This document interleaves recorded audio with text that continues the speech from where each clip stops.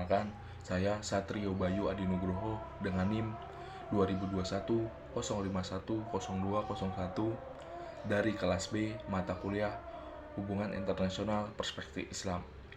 Jadi di sini saya akan menjawab beberapa pertanyaan untuk memenuhi tugas mata kuliah ini. Langsung aja ke pertanyaan pertama, yaitu apa hukuman melakukan pemberontakan dalam Islam menurut para ulama? Jawaban dari pertanyaan ini adalah para ahli hukum tanpa syarat memperbolehkan pemberontakan terhadap penguasa jika pertama, muslim diharuskan untuk mematuhi suatu perintah yang bertentangan dengan syariah seperti dalam kasus keempat. Kedua, jika penguasa tidak melindungi agama dan kepentingan muslim seperti kasus kedua. Dan yang ketiga, menurut sebagian ahli hukum, jika dia tidak menegakkan keadilan atau menjamin hak warga negara seperti dalam kasus kelima.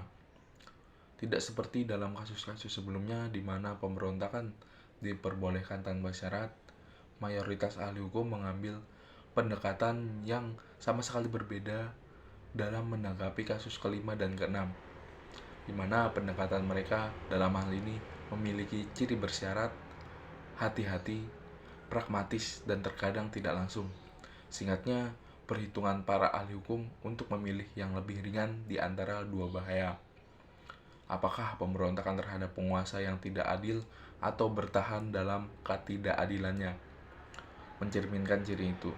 Jadi jawaban mereka mengenai boleh tidaknya muslim memberontak terhadap penguasa yang tidak adil seperti yang diberikan secara sederhana dan indah oleh Abu el-Fadl adalah tergantung. Artinya, jika keuntungan pemberontakan melebihi kerugian yang dapat diperkirakan, maka pemberontakan dibolehkan. Jika tidak, maka tidak boleh. Kemudian, di pertanyaan kedua, yaitu apa perbedaan perang melawan pemberontak atau perang domestik dengan perang melawan non-muslim atau perang internasional? Para ahli hukum mencatat 5 perbedaan antara aturan yang melawan muharibun dan perang melawan pemberontak. Yang pertama, mengenai aturan perang. Prajurit pasukan pemerintah boleh dengan sengaja berusaha membunuh muharibun selama pertempuran.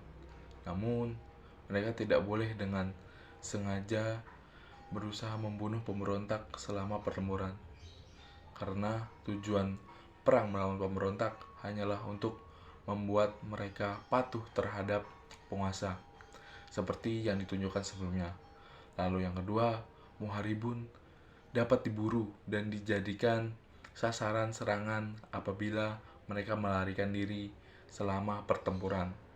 Mereka harus dibunuh atau ditangkap karena tidak seperti pemberontak, muharibun ini bertanggung jawab atas kerugian yang ditimbulkan terhadap kehidupan dan harta benda selama pertempuran.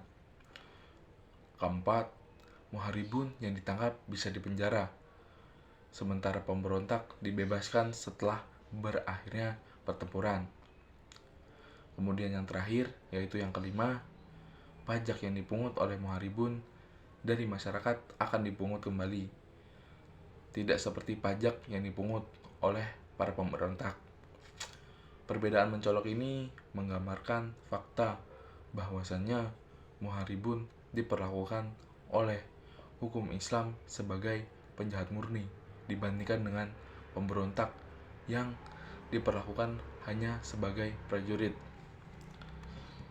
Baik, langsung ke pertanyaan yang terakhir, yaitu apa hukuman teroris menurut Islam? Jadi, menurut buku dari Ahmed Al-Dawudi ini, hukuman teroris menurut Islam dijelaskan di bagian sanksi hirobah, yang mana ada 4 hukuman khusus bagi para teroris. Di antaranya yaitu ialah eksekusi, kemudian gantung atau salb, kemudian ada potong tangan dan kaki di sisi berlawanan, dan pemenjaraan atau nafi.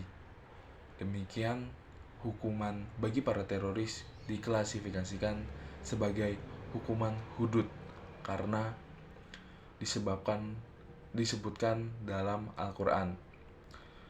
Sekian dari saya, kurang lebihnya mohon maaf. Wassalamualaikum warahmatullahi wabarakatuh.